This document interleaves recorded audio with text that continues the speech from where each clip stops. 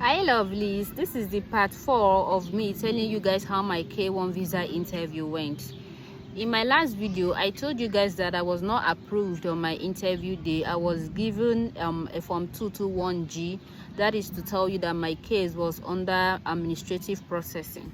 I was told to go bring about 3 documents. There is this document my fiancé then did not give to me. Like, he gave the document to me, but it wasn't the correct one. So I was told to go bring the correct one, and I was told to go find out when my fiancé became a US citizen so that they can issue them US passport, or I should go or I will apply for a K2 visa.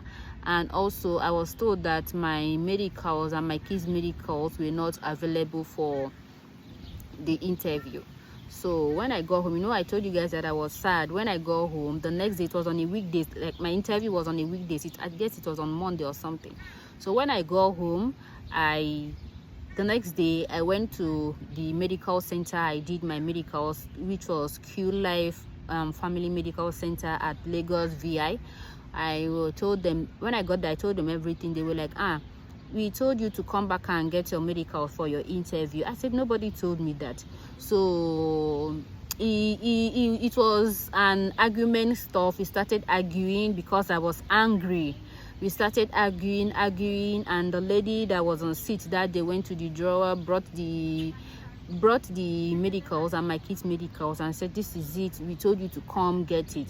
But for sure, I've been hearing that once you do your medicals, the hospital will directly send the medical result to the embassy. That it will not be you, the applicant, that will go get the medical result. So I got the medical result and I left. So fast forward to August, my fiancé came back in August. My fiancé then, now my husband. He came back in August and brought the other document that was required of him, and everything. The 2 documents were available. So at that point I started calling the US embassy. I emailed them. I didn't get any response from them.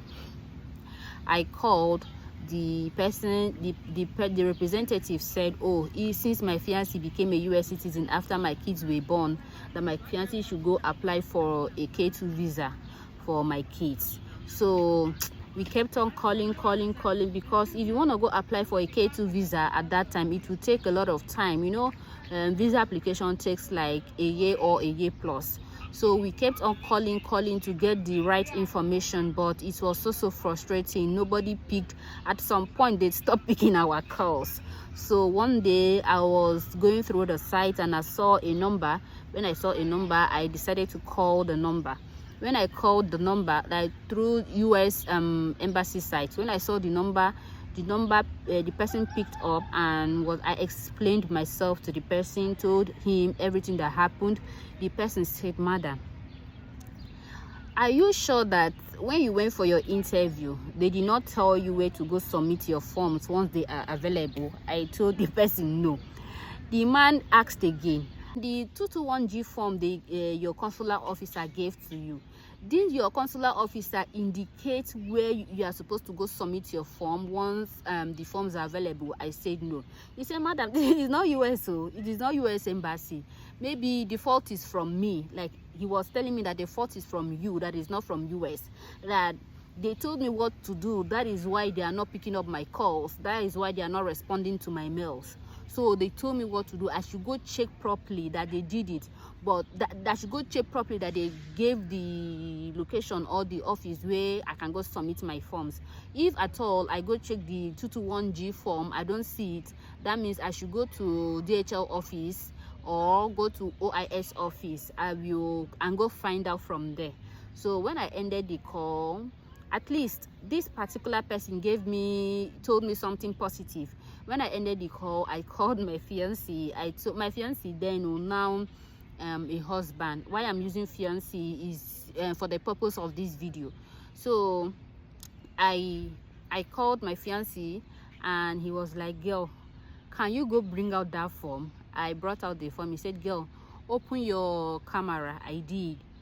We looked at it, and lo and behold, I saw where my consular officer circled with a black pen OIS office. Submit your forms at OIS office, and they gave the location at VI. So all this while, I was the one delaying myself and my children. My fiance was like, mind you, when you are going through this K1 visa application process, you will, at least 1 or 2 times, you have a misunderstanding with your fiance. There must be a disagreement. So, but it will not be a long, or you guys will not prolong it. You guys will settle and you start up again. So my fiance was like, you see your life, you don't keep your eye one place. My fiance said a lot because he was angry, because he kept on calling the US embassy. He was calling me, I was calling. He was emailing me, I was emailing. So anybody in his shoes will act that same way. So he said, you see your life, you don't put your eye down. I am telling you, you are a mother, you are no more a child. I said, oh Lord, who said me? So he said, he concluded by saying, first thing tomorrow, first thing, go to OIS office. Immediately I said, yes, I will. First thing tomorrow. I don't want to wake up and see you there and hear that you're in the house. First thing tomorrow. At that point, I was speechless. I could not say anything because I knew I was wrong, that the whole fault was from me. I told you guys that I did not pay attention to what my consular officer said, because all I heard was all what was ringing in my mind was, oh, sorry, that sorry she told me, I cannot approve you. So I did not listen to what she was saying. Even when I met the other dark lady I told you about, I did not still listen to her. I didn't mean I listened to them. I would have gotten the right information. And I did not even go through the forms, all through the forms, to see why or where I was told to go submit the form, my dears.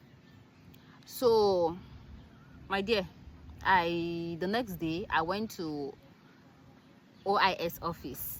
I carried the form. This thing is, what I'm saying, my fiance came in August and brought the form, and he went back to the US. So I went to OIS office. I told them that, oh, I brought so form. I carried the form 221G with alongside with me, and I gave it to them. And they started interrogating me. Oh, when was this form and all of those things. I told them the whole situation.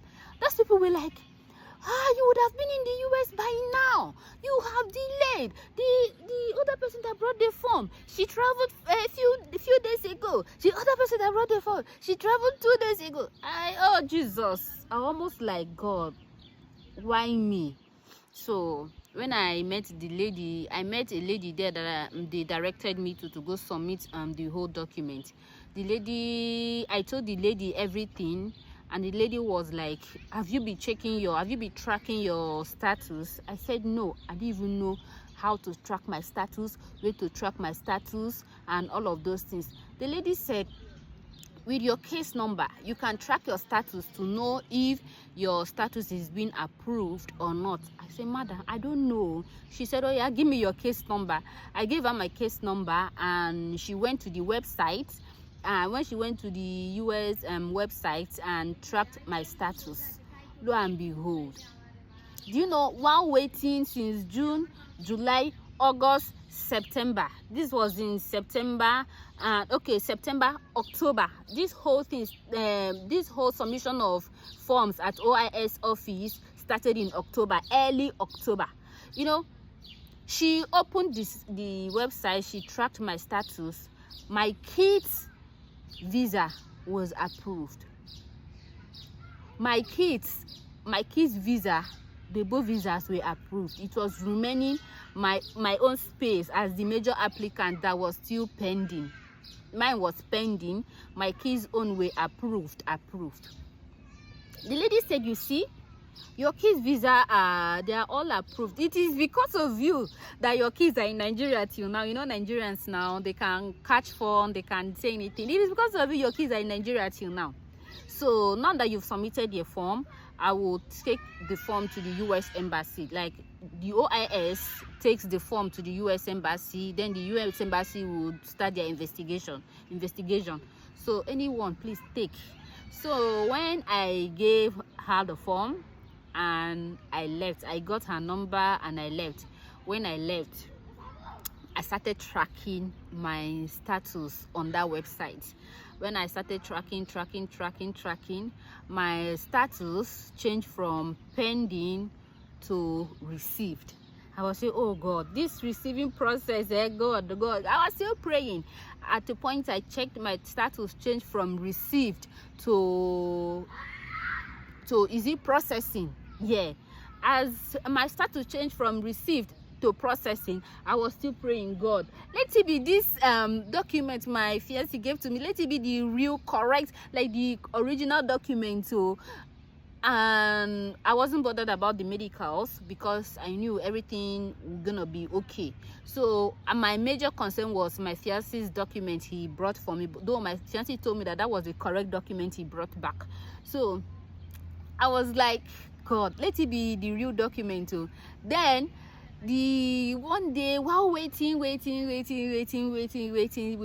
one fateful day, I tracked the status and the whole thing. When I opened, guess what? I saw approved. Oh Lord, the whole house scattered. I shouted. I went to my brother's room. I shouted. I hugged my brother. I called my sister.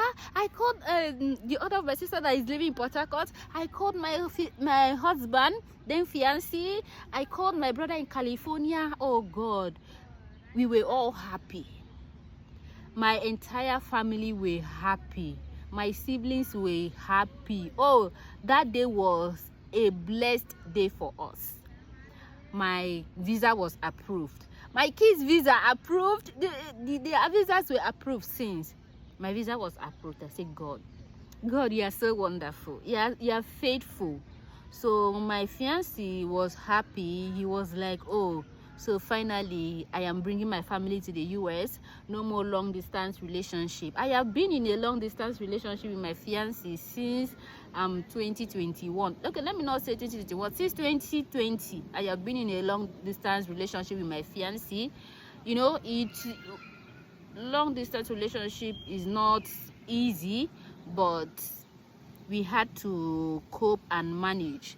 So it was God that stood by us. So if you are watching this video, I want you guys, or you are going through the K1 visa process, my only advice for you guys is to know what you are doing. Make all your documents authentic and original, because they deal with original copies. They don't need fake copies.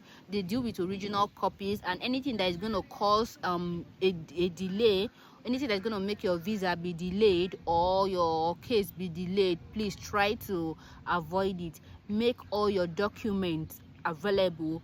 Also get ready for your interview, get ready for the process. So that is how it went. And in the part 5 of this video, I'm gonna tell you how my travel process, how I booked my ticket, and how I was received at the US airport, and my first day in the US. See you.